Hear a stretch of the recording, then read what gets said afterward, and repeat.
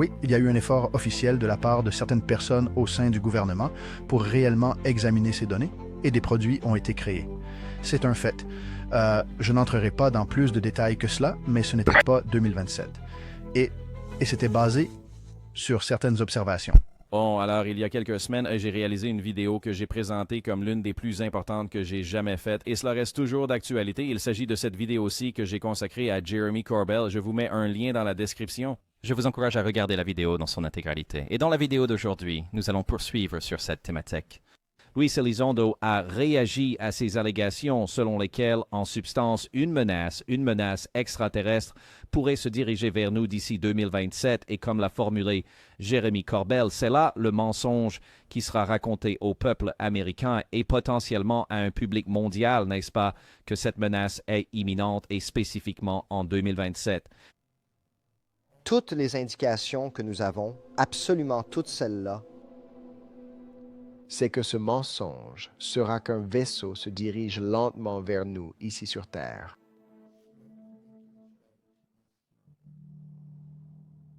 Et c'est précisément le mensonge qu'ils vont vouloir absolument vous faire croire. La manière dont elle l'explique est vraiment très nuancée. La nature de cette menace, mais c'est à 100% putain le mensonge qu'on va vous raconter. On a même une date. Les gens murmurent une date depuis un bon moment déjà. Je sais exactement d'où provient ce mensonge. Je sais précisément quel document des années 70 a initié l'idée de ce mensonge, un document classifié. C'est le mensonge qu'on vous racontera. On va vous annoncer qu'un engin spatial est en route et se dirige vers la Terre. C'est vraiment ça le mensonge. Peut-être que j'ai tort. J'espère avoir tort. Je t'ai envoyé 2 messages textuels aujourd'hui avec une année. Ce n'est pas de moi.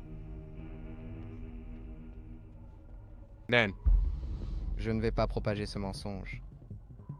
Alors, Luis Elizondo, lors de son récent entretien qu'il a eu sur Area 52 avec Chris Rumsey, s'est penché spécifiquement sur cette allégation. Je veux dire, je vais devoir demander 2027. Non, je ne sais pas pourquoi les gens continuent de dire 2027. Les gens disent « Oh, Louis, ça dit 2020. » Non, je n'ai jamais dit 2027. Arrêtez, les gars. Je n'ai jamais dit ça. Vous savez ce qui se passe avec les gens sur Internet qui ont beaucoup trop de temps à perdre? Ils vont assembler des extraits d'interviews pour créer un faux récit. D'accord. Alors, dis-moi, qu'est-ce que c'est? Est-ce que Bledsoe dit... Bledsoe a une date butoir, d'ailleurs. Il dit que le dimanche de Pâques 2026, c'est un peu sa date limite. J'ai entendu des gens dire que 2025, c'est le moment où l'on va commencer tout ça, peu importe de quoi il s'agit. Et genre, vous savez, c'est évident que l'objectif va se déplacer en fonction de ce qui a été dit. Récemment, Jeremy Corbell, dans son émission spéciale, dans son spécial en 3 parties, à la fin de celle-ci, a dit que le gouvernement avait l'intention d'organiser une observation de masse ou comme un vaisseau-mère géant qui arriverait et que, vous savez, cela allait se produire et que 2027 a été évoqué. Pouvez-vous, pour la santé mentale de chacun d'entre nous, Oui, bien sûr. pourriez-vous nous apporter quelques éclaircissements à ce sujet, histoire qu'on puisse enfin cesser d'être paranoïaque ou qu'on puisse commencer, vous savez, à le devenir? Voyons si je peux y arriver. Bien sûr. Prenez tout le temps qu'il vous faut. Tu sais, je connais plein de monde, tu sais. Ce n'est pas nouveau du tout. Il y a des religions entières qui, vous savez, planifient l'apocalypse, n'est-ce pas? La fin du monde approche. Puis, il y a eu l'an 2000, hein, et ensuite, la fin du calendrier aztèque, n'est-ce pas? Et vous savez, c'est un... Maintenant, il y a encore plus à découvrir dans cet extrait, alors restez avec moi, mais je voulais juste faire une petite parenthèse pour dire que, vous savez, il y a des gens qui font des prédictions comme ça, n'est-ce pas? Vous avez Chris Bledsoe avec sa prédiction de Pâques 2026. Vous avez aussi cette prédiction de 2027 qui circule un peu partout. Plein de prédictions différentes, et comme vous pouvez entendre Luis Elizondo commencer à répondre, n'est-ce pas? Il est un peu comme « Ah, les gens paniquent pour ça, et les gens paniquent pour ça. » Mais écoutez ce qu'il dit ensuite, parce que c'est la partie sur laquelle je me suis concentré. Maintenant, il y a bien sûr quelques spéculations, et je ne vais pas vous donner de précisions concrètes, qu'il y a peut-être quelque chose plus tard, mais le problème est que je n'irai pas à la banque avec ça et ce que sont les détails, parce que d'abord, c'est une rumeur, et c'était aussi Oui, il y a eu un effort officiel de la part de certaines personnes au gouvernement pour réellement examiner ces données et des produits ont été produits. C'est un fait. Je n'entrerai pas dans plus de détails que cela, mais ce n'était pas 2027 et c'était basé sur certaines observations et encore une fois, je ne peux pas. Je suis très prudent ici parce que ce que je ne veux pas, c'est que les gens prennent ça, qu'ils s'accrochent à ces mots et disent « Louis a dit que quelque chose arrivait ». Non, je ne dis pas ça. Ce que je dis, c'est qu'il y avait des gens qui anticipaient que quelque chose se produise et c'était officiellement envisagé par certaines personnes basées sur certaines choses et un produit a été rédigé. Tout ce qui est au-delà de ce, je ne souhaite vraiment pas en discuter parce que je crois que ce qui arrive, c'est que les gens prennent ça et ils le prennent pour argent comptant et c'est très dangereux. Vous savez? Oui, il ne faut pas accorder de crédit à quelque chose qui pourrait être faux. Bon, je veux dire, regardez, tout peut arriver, n'est-ce pas? Une tornade pourrait frapper votre studio d'ici 10 minutes. Ça pourrait. Ça n'arrivera probablement pas, mais ça pourrait, n'est-ce pas? Alors nous devons être très prudents. Il n'y a pas d'absolu. Mais c'est au moment où vous affirmez que quelque chose a été observé que les gens ont tendance à tendre l'oreille. Oui. Je ne peux pas vraiment en dire plus là-dessus, parce que, premièrement, je n'ai pas collecté les données. Je ne faisais pas partie de cet effort. Et troisièmement, vous savez, ce n'est pas vraiment à moi d'en discuter. Mais je ne pense pas que les gens aient besoin d'être, vous savez, en mode panique totale et, vous savez, à crier « Oh mon Dieu !» Et regardez, nous avons déjà emprunté ce chemin de nombreuses fois auparavant. Arrêtons de spéculer. Tenons-nous-en à ce que nous savons. Et s'il s'avère qu'une révélation émerge de notre travail collectif, alors tant mieux, c'est comme ça. Mais nous devons nous assurer de ne pas nous faire d'injustice en prédisant et en affirmant des choses. Je pense que c'est un mouvement dangereux et je pense qu'à moins que le gouvernement ne se manifeste et ne dise quelque chose, et il faut y prêter attention, alors nous devrions probablement nous concentrer sur d'autres choses. Et c'est ce que j'ai trouvé le plus intéressant. Il dit un peu, vous savez, il n'y a pas de quoi s'inquiéter, pas de panique, pas de quoi que ce soit, mais on a regardé les trucs, il se passe quelque chose et on n'est pas sûr. C'est un peu comme, mais alors, c'est quoi? Je ne sais pas vraiment. Il nous dit qu'il ne faut pas paniquer. Et puis en disant, vous savez, les gens paniquent pour toutes sortes de choses. Mais alors, vous laissez comme un indice qu'il y a peut-être de quoi paniquer, n'est-ce pas? Ce qui est intéressant, c'est le moins qu'on puisse dire. C'est un peu donner une réponse tout en essayant d'éviter, vous savez, de propager cette idée particulière.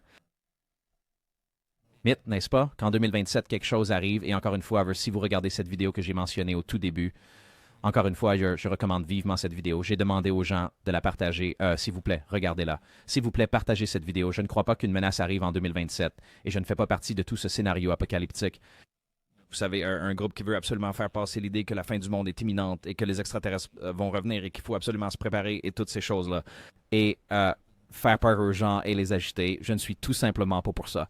Alors, regardez cette vidéo, je mettrai un lien dans la description. Allez voir l'intégralité, mais il est intéressant d'entendre les commentaires de Luis Elizondo à ce sujet, car beaucoup de gens avaient supposé que Jeremy Corbell parlait de Luis Elizondo ou de personnes comme lui.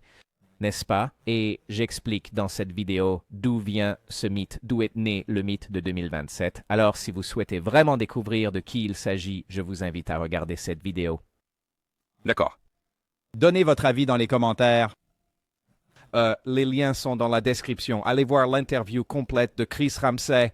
Avant de partir, j'ai un court extrait de l'interview de Luis Elizondo que je vous recommande vivement. C'est avec Chris Ramsey sur la zone 52. C'est un petit quelque chose de sa vidéo, juste pour vous montrer les différentes autres choses dont ils ont parlé dans cette interview. Quand on calcule la vitesse à laquelle cette chose passe, au fait, elle était plus grande que la plateforme pétrolière en mer qu'elle dépassait. On estimait qu'elle se déplaçait entre 450 et 550 nœuds sous l'eau. Il a rapporté qu'il dispose d'équipes psioniques spécifiques pour intercepter ces objets ou, du moins, pour les amener à portée afin de pouvoir les neutraliser. Est-ce un sujet sur lequel vous avez été mis au courant par le passé? Quelle autre raison, en dehors de la sécurité nationale, pourrait justifier que cela soit classifié? Wow, nous allions tendre un piège à ces créatures. On savait que le fait d'avoir une énorme empreinte nucléaire en plein milieu de l'océan serait irrésistible. Avez-vous vu, entendu parler ou eu connaissance d'autres engins de type œuf à la A-type? Oui. Il y en a plus d'un? Ah, là. Et je vous ai déjà remarqué, vu, entendu parler ou eu vent d'un langage ou de symboles apparents sur ces engins? Oui. Si je vous montre une image, pouvez-vous confirmer ou infirmer? C'est une image, c'est un gros plan.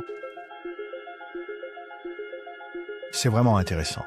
Quand j'étais au Pentagone, j'ai passé un temps considérable à faire des recherches sur les écritures anciennes. Étiez-vous au courant d'engins portant des inscriptions sur leur surface à la hâte-type? Il y a beaucoup d'histoires. Oui, c'est vraiment incontestable à ce stade. Était-ce écrit ou bien gravé dans ces créations artisanales?